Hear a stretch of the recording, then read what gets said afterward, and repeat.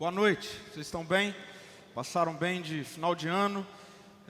Emagreceram, engordaram? Como é que está esse negócio aí? Como é que está a balança? Você viu que eu e o Felipe viemos de preto, né? Entendeu? Estratégico. Tem um monte de gente de preto aí que eu vi também. Gente, muito feliz de poder estar com vocês de novo, de poder encontrar tanta gente, de poder conhecer novas pessoas. Eu não tenho dúvida nenhuma de que esse ano será um tempo de muito, não só crescimento, mas de amadurecimento da nossa comunidade que é tão novinha. Deus tem feito tantas coisas. É um ano de muitos desafios, mas tenho convicção de que um ano de muita maturidade, de crescimento na nossa relação com Jesus, consequentemente uns com os outros, da vida como igreja. E eu quero te desafiar, te encorajar a viver isso com a gente intensamente. Faça valer a pena. Esse é o tema da nossa primeira série do ano, série de início de ano. E eu fiquei pensando nos meus primeiros dias, logo que virou aí, né, o ano, eu fiquei pensando sobre como eu quero chegar em dezembro desse ano e poder olhar para o ano e concluir assim: valeu a pena. Como eu quero isso para a minha vida em todas as áreas, no âmbito relacional, familiar, enfim, vida com Jesus, vida com os irmãos e irmãs. E eu quero muito te encorajar a ter esse mesmo objetivo. Não comece o ano já nessa pegada de viver a vida ao acaso, né? Não, comece o ano com esse objetivo. Eu quero viver o ano de tal forma que a vida tenha valido a pena, que o ano tenha valido a pena. E obviamente eu estou falando isso a despeito ou também passando por momentos difíceis. Isso aqui não é um discurso motivacional para você. Nós certamente passaremos por dias mais difíceis, por crises, por decepções. A vida é assim, mas acredite, a vida com Jesus, ela faz com que todos os momentos valham a pena. O apóstolo Paulo escreve em uma das suas cartas que todas as coisas cooperam para o bem daqueles que amam a Deus, para o nosso bem. E todas as coisas significa tanto coisas boas quanto coisas difíceis. Todas as coisas. Então, é nesse ambiente que eu quero te encorajar a agora começar a olhar para o seu ano e ter esse objetivo. Eu quero que o ano valha a pena. Eu quero fazer o ano valer a pena. E diante disso, eu quero começar a nossa reflexão dessa noite propondo a você um exercício. E o exercício que eu quero propor a você passa por essas duas primeiras questões. O que você quer ou você precisa para chegar ao final desse ano com essa conclusão de que o ano valeu a pena? Se você está aí com uma folha ou um celular, enfim, eu quero te dar uns minutinhos. Talvez você ainda não tenha feito essa reflexão, ok? E a gente precisa fazer reflexões assim. Então eu queria te dar uns minutinhos para você pensar sobre isso. O que é que você precisa para chegar ao final de um tempo, de um ciclo desse ano, com essa conclusão, valeu a pena? Vamos lá, pense em dezembro, faça esse exercício. O que é que você precisa para chegar em dezembro e concluir? Valeu a pena o ano. O que é que você quer para que você chegue ao final do ano com essa conclusão? Valeu a pena. E deixa eu pedir e te encorajar a não tentar formular algo bonitinho, tá bom? Pense, deixa vir do fundo do seu coração. O que é que você sonha? O que é que você quer? O que é que você pensa assim: poxa, eu não tive isso em 2021, e se eu tiver em 2022, vai fazer com que o ano tenha valido a pena. Vamos lá, faça esse exercício. Junto com isso, pense no como você vai tornar isso possível ou viável.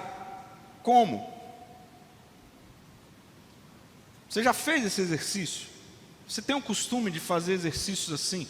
Gente, quando nós vivemos a vida sem planejar, sem refletir, sem pensar, e isso é muito da nossa cultura contemporânea, imediatista, né? Pragmática, a gente quer tudo para o agora, a gente quer uma receita, né? 7 passos para alguma coisa, né? E aí a gente quer resolver o negócio assim imediatamente, né? Mas se a gente não pensar, refletir, escrever, ter a disposição de tomar decisões agora. A Bíblia, por exemplo, fala muito sobre plantar para colher, né? De antes, você quer algo e não plantar agora, a coisa não vai vir de forma imediata. Então, faça esse exercício. O que você quer, o que você precisa para chegar ao final de 2022 com essa conclusão? Valeu a pena. Como você vai viabilizar isso? Como você vai viabilizar o seu o quê ou o quês? E aí dentro disso, eu quero trazer uma citação de um pensador contemporâneo, muito lido e escutado, principalmente no mundo corporativo. Alguns livros dele já foram traduzidos para o português, chamado Simon Sinek. Talvez, se você enfim, já tenha escutado ou lido alguma coisa dele, ele tem muita coisa boa.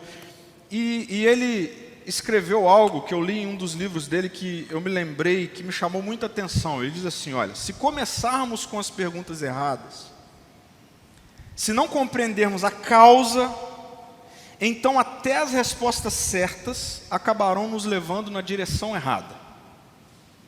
Se começarmos com as perguntas erradas, se não compreendermos a causa, então até as respostas certas acabarão nos levando na direção errada. Por exemplo, talvez você tenha pensado ou escrito que se você conseguir a promoção no trabalho que você sempre quis, sempre sonhou, então você vai concluir ao final deste ano de que o ano valeu a pena. Ou ainda, se você tiver feito a viagem que você sempre quis fazer e se ela sair no ano de 2022, então você vai chegar lá em dezembro e vai dizer, pô, valeu a pena o ano, fiz aquela viagem. Ou ainda, se você arrumar um namorado ou uma namorada, casar, ter filhos, enfim, passar num concurso, passar no vestibular, aí sim você vai concluir que valeu a pena. Preste atenção. Todos esses oquês, eles podem ser muito bons, mas se você não souber o porquê, a causa, e é isso que o Simon Sinek está falando aqui nesse contexto,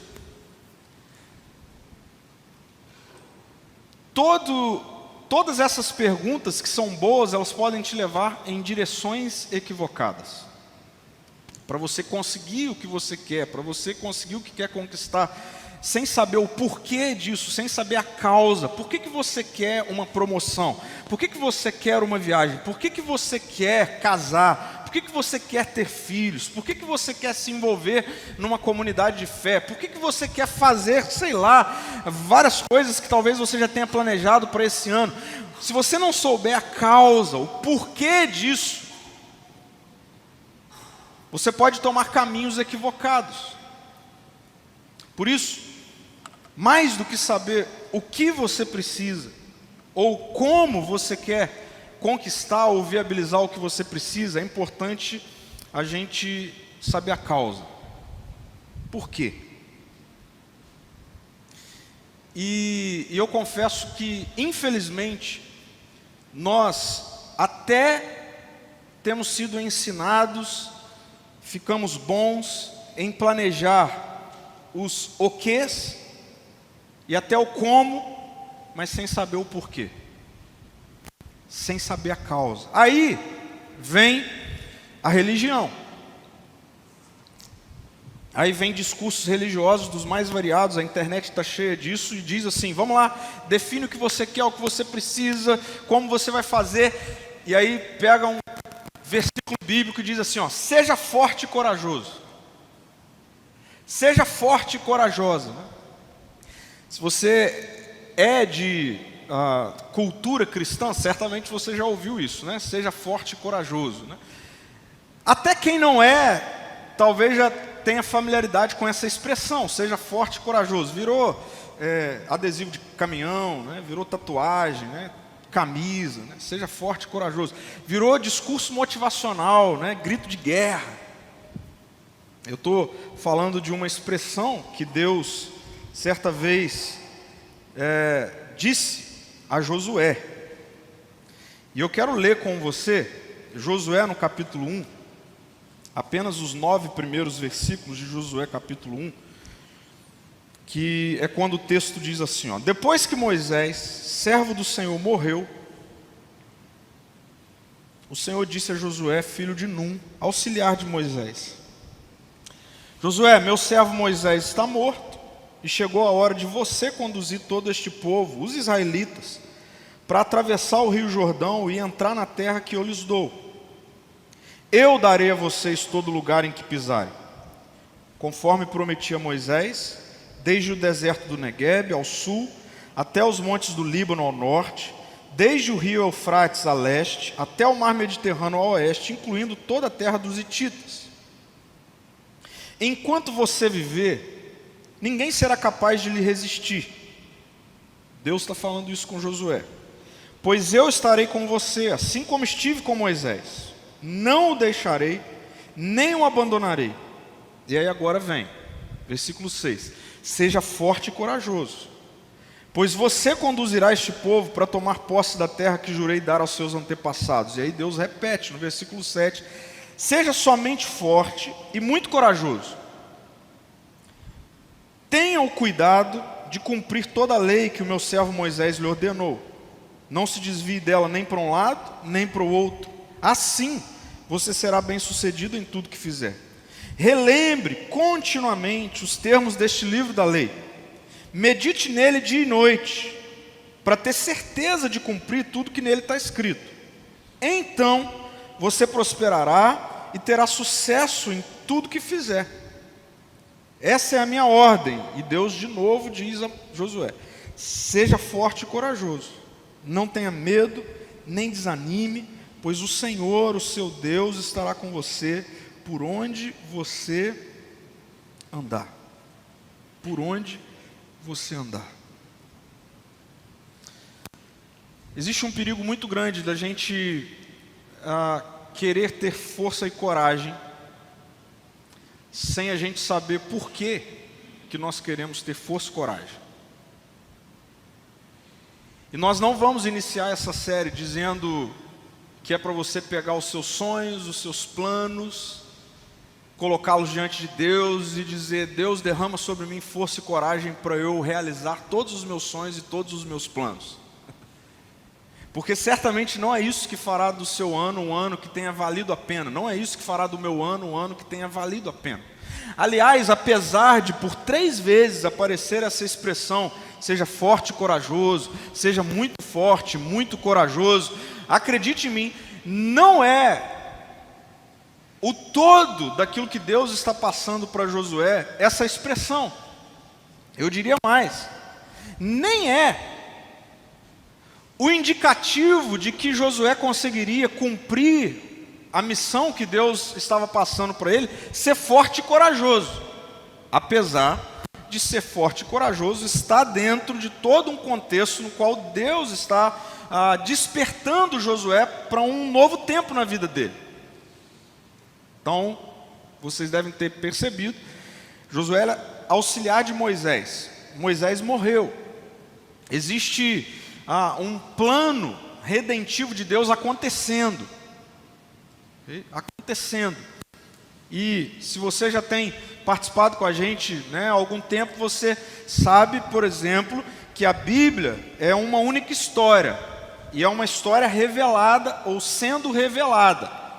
Então a gente precisa entender muito bem o que está acontecendo nesse contexto histórico, cronológico, para a gente não tentar aplicar na nossa vida agora, no nosso contexto histórico e cronológico, algo que não é para ser aplicado. Então Deus não está falando com você o que Ele está falando com Josué. Deus não está falando comigo, com você, que no ano de 2022 a gente vai conquistar os 4 cantos do Brasil. Ok? Não. Existe uma questão muito específica acontecendo aqui. Começou, na verdade, com Abraão, e a coisa está se desenvolvendo. Mas, no meio desse chamado específico que Deus está fazendo ou tendo com Josué, e no meio dessa expressão repetida de seja forte e corajoso, nós podemos encontrar princípios para a obtenção dessa força e coragem, porque força e coragem são questões que eu e você certamente precisaremos ao longo desse ano. Quando a gente vai pegar, né, uma viagem, você arruma a mala, né? Então, na viagem de 2022, força e coragem precisa estar na mala. Mas de onde que isso vem? Ou como nós vamos obter força e coragem no âmbito bíblico, naquilo que Deus está nos direcionando?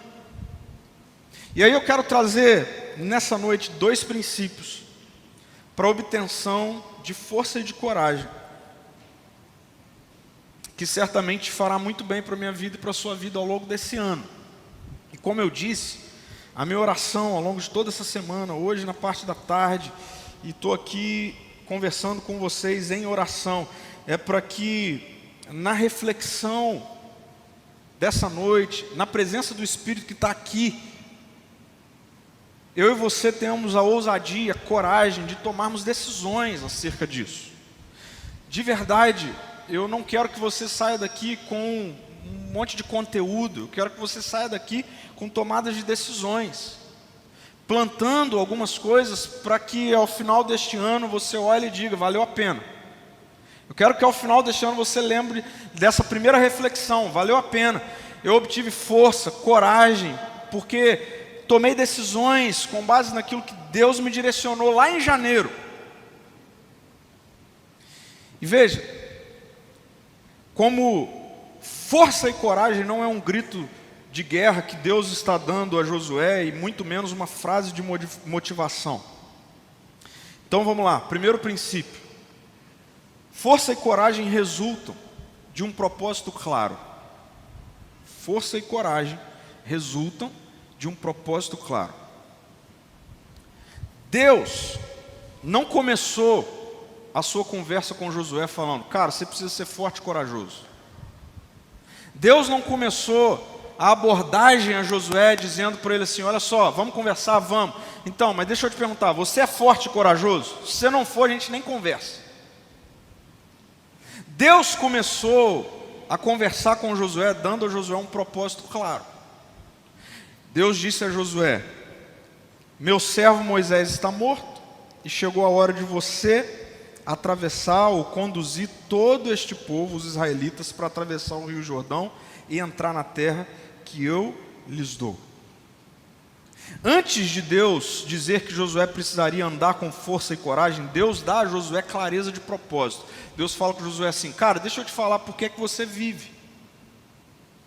Antes de Deus dar um grito com Josué, seja forte e corajoso, Deus chama Josué e fala, vem cá, deixa eu te falar por que é que você vai viver esse ano. Deixa eu te falar sobre qual causa, por que você existe. Deixa eu dar a você um motivo, uma razão, um fim, sobre a qual você vai viver. E Deus diz para Josué, você vai participar do que eu estou fazendo. E aí, a pergunta que fica é, que propósito Deus tem para a vida de Josué? E no primeiro momento, parece, ou a gente pode responder, que o propósito que Deus tem para a vida de Josué é fazer com que Josué substitua Moisés. Não é verdade? Lendo o texto, a gente pode responder isso. Qual é o propósito de Deus para Josué? Substituir Moisés. Qual é o propósito de Deus para Josué? Fazer o povo, ou liderar o povo nessa travessia do rio Jordão e entrar na terra. Preste atenção nisso. Nós precisamos parar de confundir propósito com tarefa. Vou repetir. A nossa geração vive uma crise de propósito, porque confunde propósito com tarefa. Confunde propósito com como fazer, com o que está fazendo. E isso é um problema, porque ora você está fazendo algo e ora você não está fazendo algo. Muitas pessoas, por exemplo, ficam em crise de propósito quando se aposentam, porque a identidade delas fora construída ao longo de uma vida toda na tarefa, não no propósito. Tarefa não é sinônimo de propósito. O que você está fazendo não é o propósito da sua vida. Talvez eu esteja falando algo contrário do que você está ouvindo em um monte de lugar, né? Vou repetir. O que você faz não é o propósito da sua vida. O porquê você faz é o propósito da sua vida. E você já parou para pensar no porquê você faz o que você faz? Talvez seja por isso que a nossa geração vive em crise de propósito. Porque não sabe o porquê, a causa. E aí, quer ficar encontrando pessoas que ficam gritando no ouvido: seja forte, corajoso, vamos lá, você vai conseguir e tal, mas você não sabe nem por que você está fazendo o que está fazendo. Vai chegar no final de mais um ano, vai olhar e vai estar em crise. Vai olhar e vai ter construído um monte de coisa, pode ter sido promovido, pode ter ganhado muito dinheiro, pode ter viajado para um monte de lugar, pode ter conquistado várias coisas, mas se você não souber o porquê, a causa, o propósito, acredite, você vai continuar em crise. Então não, Deus não estava chamando Josué para substituir Moisés. Deus estava chamando Josué para viver a partir da história de Deus. E aí isso muda. Então, o que Deus estava chamando Josué para fazer? O que? Josué, você vai substituir Moisés, e é uma tarefa pesada.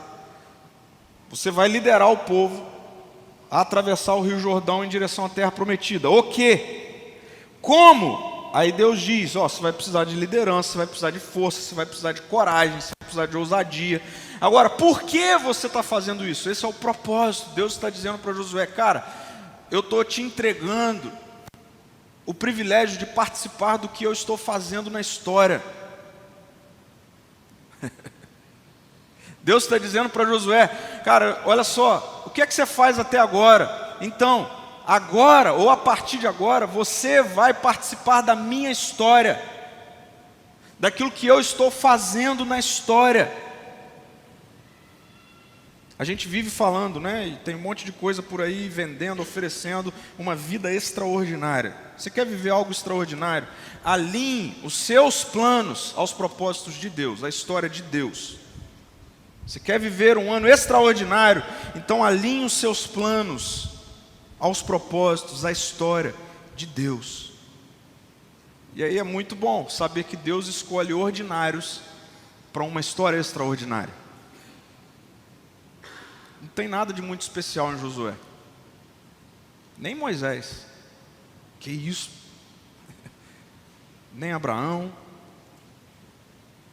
nem Sara, não, são ordinários, mas que topam viver a vida deles na história de Deus, e isso faz com que eles passem a viver uma vida extraordinária. Então, se quer viver um ano extraordinário, fala com Deus assim: Deus, está aqui um ordinário que topa viver 2022 na sua história. Deus, no ano de 2022, o propósito da minha vida é participar da sua história. Deus, no ano de 2022, o extraordinário não é eu ficar mais rico, viajar, comprar o que eu quiser. Extraordinário é um Deus olhar para mim e para você e nos convidar para a gente participar da história dele. E acredite, está aí um propósito sobre o qual eu e você certamente chegaremos ao final do ano e concluiremos. Valeu a pena. Segundo princípio, força e coragem resultam de intimidade com Deus e não de produtividade. Força e coragem é resultado de intimidade com Deus e não de produtividade. Deus, é interessante, Deus dá duas informações muito importantes para Josué. Antes de falar de força e coragem, Deus dá duas informações muito importantes. A primeira informação que Deus dá é: eu estarei com você. Deus diz para Josué: eu estarei com você. Onde você estiver, Josué, eu vou estar com você. E a outra informação que Deus dá a Josué é: Josué, você vai precisar interagir com a minha presença. Então, Josué, eu estou com você, e Josué, você vai precisar interagir com a minha presença. Sabe o que Deus está falando para Josué? Josué, mais do que força e coragem, ou força e coragem, serão resultados da nossa relação, e não da sua produtividade. Isso fica muito claro no desenvolvimento de tudo que Deus fala com Josué. Então veja, no início, logo no versículo 3 até o versículo 5, né? Deus diz, por exemplo, a Josué: enquanto você viver, ninguém será capaz de lhe resistir, pois eu estarei com você, assim como eu estive com Moisés. Não o deixarei, nem o abandonarei. E aí, logo embaixo, a partir do versículo 7, no meio dessa expressão bem diretiva de Deus, seja forte e corajoso, Deus diz a Josué assim: tenha cuidado de cumprir toda a lei que meu servo Moisés lhe ordenou, não desvie dela nem para um lado nem para o outro, assim você será bem sucedido em tudo que fizer. Relembre continuamente, olha uma expressão de relação, Josué, continuamente você precisa relembrar dos termos deste livro da lei. Ele continua dizendo: medite de dia e de noite. É Deus falando com Josué: Josué, esteja comigo. Vamos nos relacionar, Josué. Josué, eu te dei um propósito, eu te dei um fim, eu te dei um porquê. No meio de uma tarefa eu estou te mostrando o porquê dessa tarefa. Agora, esteja comigo. Se relacione comigo. Medite de dia e de noite. Vamos desenvolver relacionamento. Então assim, meu querido e minha querida, eu vou te dar uma notícia que talvez possa decepcionar suas intenções, mas não tem problema. Não vai resolver você tomar a decisão assim: eu vou à igreja em janeiro, né? Tem esse negócio, né? Começo de ano, vou na igreja. Aí lá para dezembro você volta. Então, esquece esse negócio. E aí você fica assim: deixa eu ver o que é que eu posso fazer para Deus. Como eu posso produzir para Deus? Então, Deus não quer a sua produtividade, Deus quer a sua intimidade. Tem um monte de gente cansado, esgotado, porque tem força e coragem, mas não tem intimidade com Deus. Força e coragem sem intimidade com Deus é igual a esgotamento. Força e coragem não são realidades que são presentes só no reino de Deus. É possível desenvolver força e coragem. Às vezes isso passa até pela personalidade, enfim. Hoje a gente vive, né, nesse mundo de descobertas, por exemplo, da neurociência, né, destravar códigos. Então, se você desenvolver força e coragem sem intimidade com Deus, você vai se esgotar.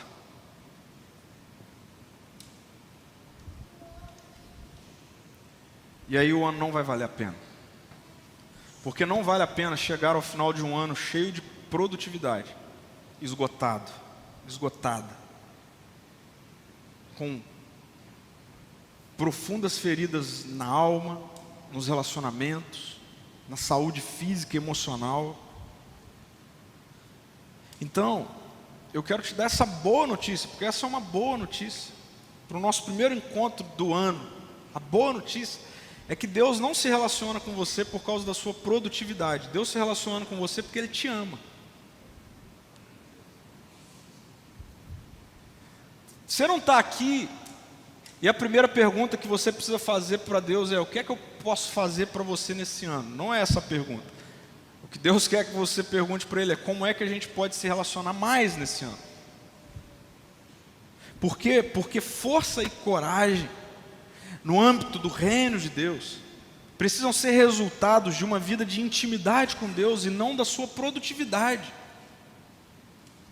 Deus não diz para Josué assim: cara, vamos lá, força e coragem, vou te passar aqui uma lista de coisas que você vai precisar fazer, quando você concluir você vem e fala comigo, me mostra ticado que foi tudo feito. Não, Deus diz: ó, tem aqui uma tarefa, estou te dando um propósito, um privilégio, uma coparticipação, e eu estou com você.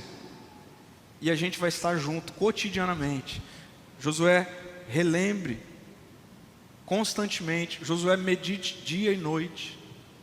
Vamos desenvolver relacionamento. Sabe por quê? Muitas pessoas não percebem e não interagem com a presença de Deus, com a intimidade de Deus, porque estão mais preocupados em produzir do que em ser. Produzir do que ser. E o chamado de Deus para a minha vida e para a sua vida é para uma mudança de mente, de identidade, de ser, não de fazer. É possível fazer um monte de coisa para Deus, mas sem Deus não vale de nada.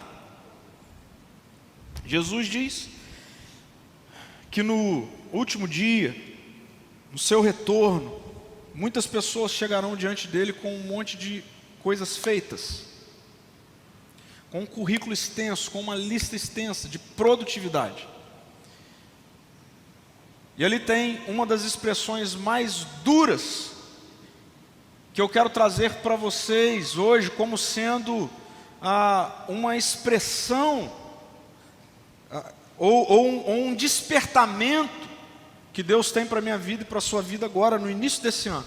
Quando Jesus diz que muitos chegarão diante dele com uma lista extensa de produtividade e ouvirão dele: então, mas vocês se afastam de mim, porque nós não nos conhecemos. Essa palavra conhecemos, na língua original grega, tem a ver com nós não somos íntimos. Nós não nos relacionamos. Eu acredito que a gente vai ouvir muito de Jesus assim: cara, sabe aquilo que você fez para mim? Então, eu não tinha pedido para você fazer. Você se esgotou, porque era melhor você estar comigo do que fazendo algo para mim. Certa vez Jesus estava no seu cotidiano, era sábado, e Jesus entra numa sinagoga e cura uma pessoa enferma. E aí os religiosos e mestres da lei da época questionam Jesus: por que Jesus estava fazendo aquilo no sábado? Porque não era para fazer aquilo no sábado. E Jesus diz algo que se torna um princípio para mim, eu quero que se torne um princípio para você. Ele diz assim: o meu Pai está trabalhando no sábado. E aí ele diz assim: ó, eu só faço o que eu vejo o meu Pai fazer. A pergunta é: como que isso acontece? Intimidade. Nós só conseguimos ver o que Deus está fazendo à medida em que nós desenvolvemos uma relação de intimidade com Deus. Então eu quero trazer essa expressão de descanso para você. Mais do que a sua produtividade, Deus quer a sua amizade, a sua intimidade, o seu relacionamento. Deus, acredite, Ele não precisa de mim, Ele não precisa de você, mas Ele nos dá o privilégio de vivermos por um propósito, por uma causa, um porquê claro, que é a expressão de uma vida no reino, na história dEle. Acredite, é o que faz com que o seu ano, independente de como ele seja, tenha valido a pena. Aliás, Paulo, por exemplo, preso, tem a ousadia de dizer que ele pode todas as coisas naquele que o fortalece. Por quê? Porque isso é fruto de intimidade. E a intimidade com Deus vai alinhar a sua produtividade. É a sua intimidade com Deus que alinha a sua produtividade. Marcos 1, Evangelho de Marcos capítulo 1. Jesus passa um dia inteiro em Cafarnaum, fazendo um monte de coisa. Ele, naquele dia, cura um monte de gente, expulsa demônio de um monte de gente, ensina na sinagoga. O texto diz que era tanta gente que as pessoas ficavam na porta da casa onde Jesus estava. Imagina o tumulto de gente. Fato é que, dá certa hora da noite, Jesus vai descansar. Não dá mais para fazer nada hoje. E aí, curiosamente, o texto de Marcos 1 diz que Jesus levanta de madrugada e vai para um lugar deserto onde ele fica orando. O que é que Jesus está fazendo? Se relacionando com o Pai. Intimidade. Mais do que produtividade. O Pai quer intimidade. E aí Pedro lidera um grupo dos discípulos e vem todo esbaforido atrás de Jesus, dando uma dura em Jesus. O Senhor, você não vai voltar não? Você não está vendo que você está fora de hora, não botou o celular para despertar não? Você está aqui orando, você está aqui... Para com esse negócio, tem um monte de gente lá na casa te esperando, uma turma que ficou ontem, que não deu conta de ontem, está lá hoje. E aí Jesus pega e fala assim: então, nós vamos para outros lugares, para outras cidades, para que lá também eu pregue, foi para isso que eu vim. Mas como assim? Sabe o que é isso? A intimidade que Jesus tem com o Pai alinha a sua produtividade. Então não comece o ano tomando decisões sobre o que é que você vai fazer para Deus. Comece o ano tomando a decisão de que esse será um ano em que você vai crescer em intimidade com Deus. Porque é no crescimento da sua intimidade com Deus que Ele vai alinhar a sua produtividade. E quando nós produzimos alinhados, produzimos a partir de uma vida de intimidade, nós encontramos força e coragem. E aí nós não nos esgotamos. Vale a pena. Nós temos um novo ano pela frente. Faça valer a pena. Força e coragem certamente serão necessários, mas acredite, tem mais a ver com um propósito claro e intimidade do que com a minha e a sua capacidade de encontrar isso. Força e coragem, quando nós entendemos assim, na verdade tem a ver com uma expressão que Deus está dando a Josué de descanso. Porque no versículo 9, Deus vai terminar o seu tempo com Josué dizendo: essa é a minha ordem, seja forte e corajoso, não tenha medo nem desanime. Por quê? Pois o Senhor, seu Deus, estará com você por onde você andar. Para a gente refletir e praticar, primeiro, qual será a causa da sua existência nesse novo ano? Qual é a causa máxima da sua existência? Qual é o porquê da sua existência? Por que que vai valer a pena você viver esse ano? Qual é a causa? Eu quero desafiar você a praticar agora, tomando uma decisão. E de verdade, gente, a nossa vida com Deus é uma vida de cotidiana tomada de decisões. Não é pelo que nós sentimos, é por decisões tomadas.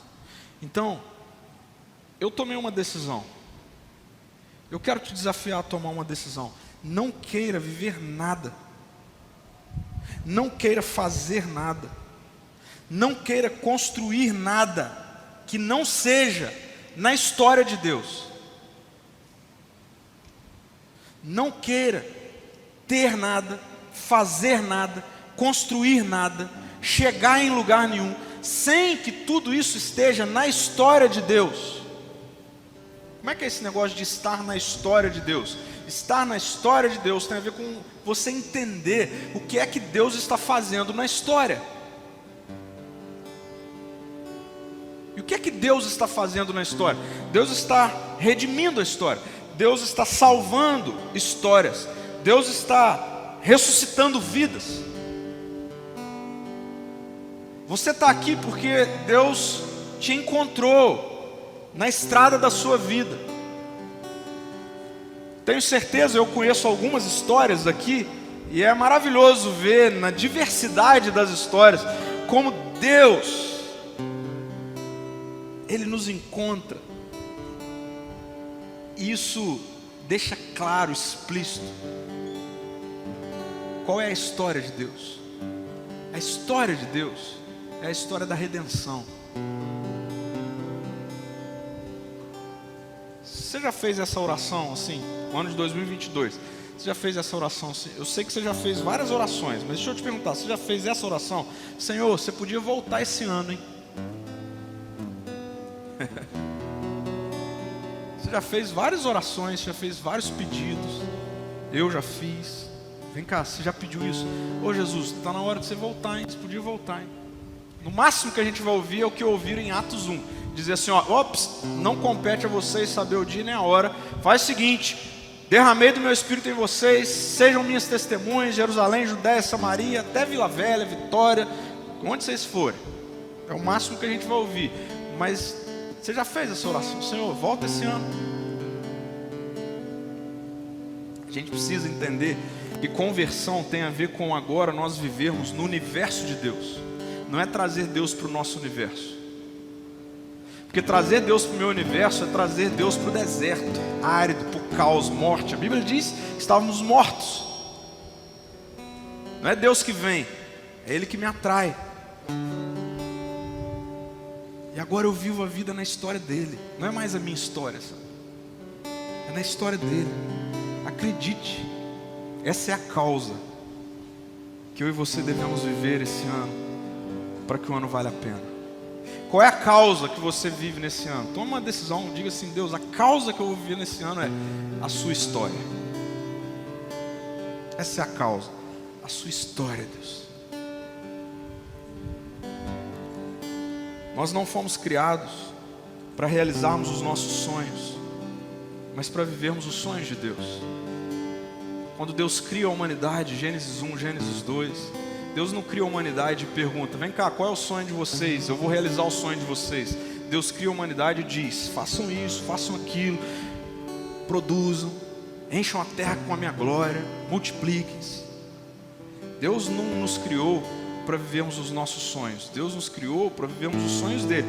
O grande caos da humanidade é a humanidade viver os sonhos dela mesma.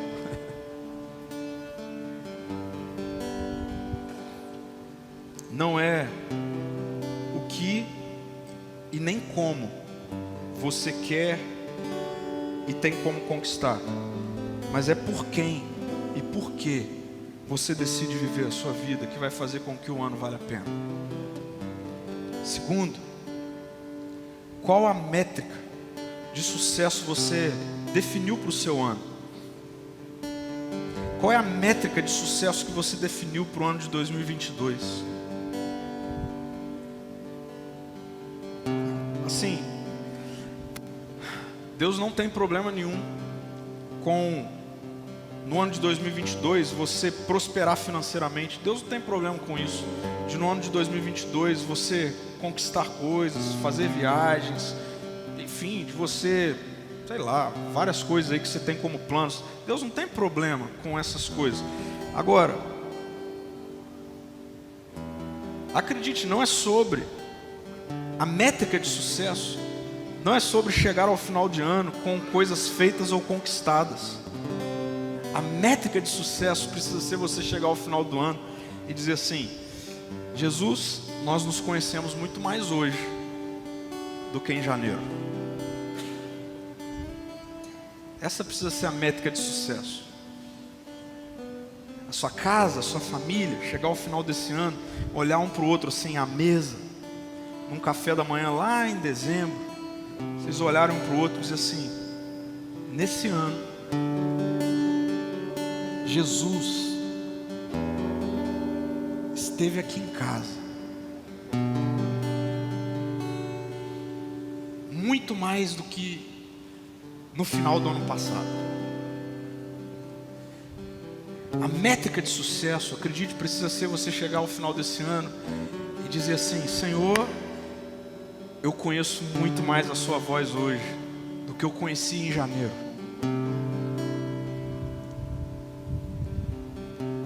E por fim, Como você enxerga Deus? Como você enxerga Deus? E essa pergunta vai fechar toda a nossa reflexão de hoje. E eu queria alinhar isso na minha vida e na sua vida. Gente, Deus não é uma ideia. Deus não é uma ideia. Deus não é uma filosofia de vida. Deus não é uma energia. E Deus não é uma religião.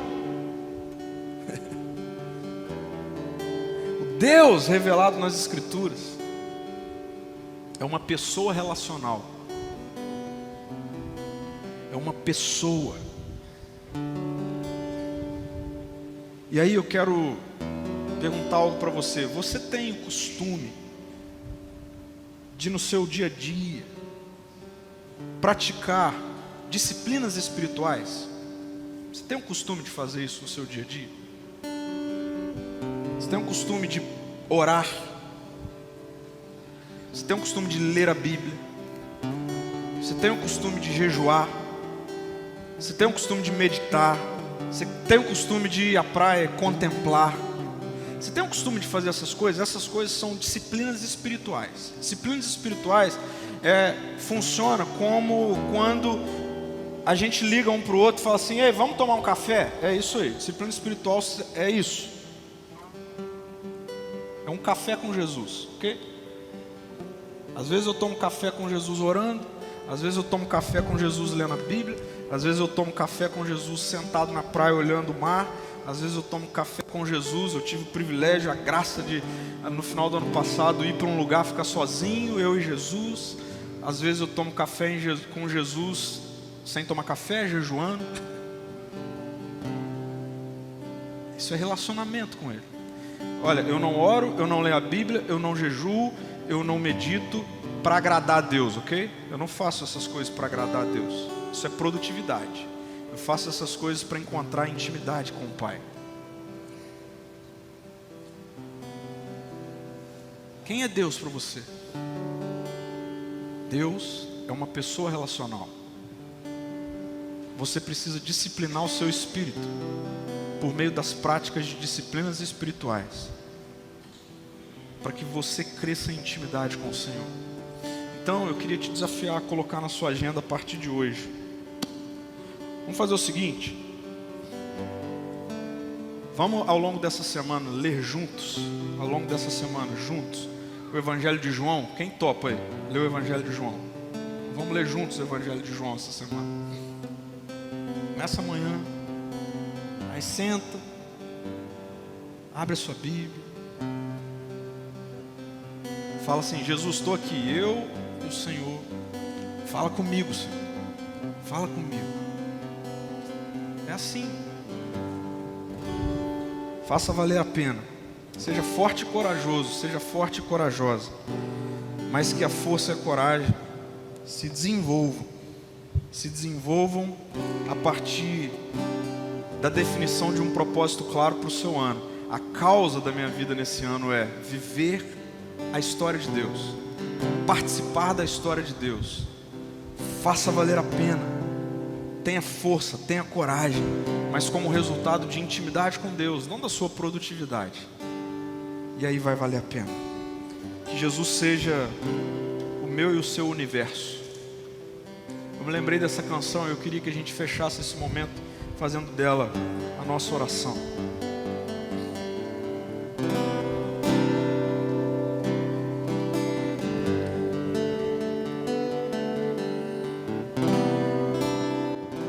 Que sejas meu universo. Não quero dar-te só uma parte do meu tempo. Não quero dar-te um dia apenas da semana. Que sejas meu universo. Não quero dar-te as palavras como gotas.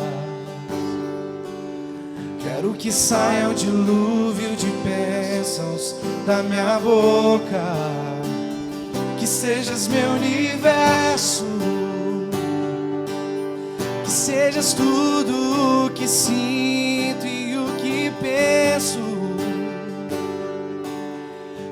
de manhã seja o primeiro pensamento e a luz em minha janela. Que sejas meu universo, que enchas cada um dos meus pensamentos. Que a tua presença e o teu poder seja o alimento. Jesus, este é o meu desejo, que sejas meu universo. Não quero dar-te só uma parte dos meus anos. Te quero dono do meu tempo e dos meus planos.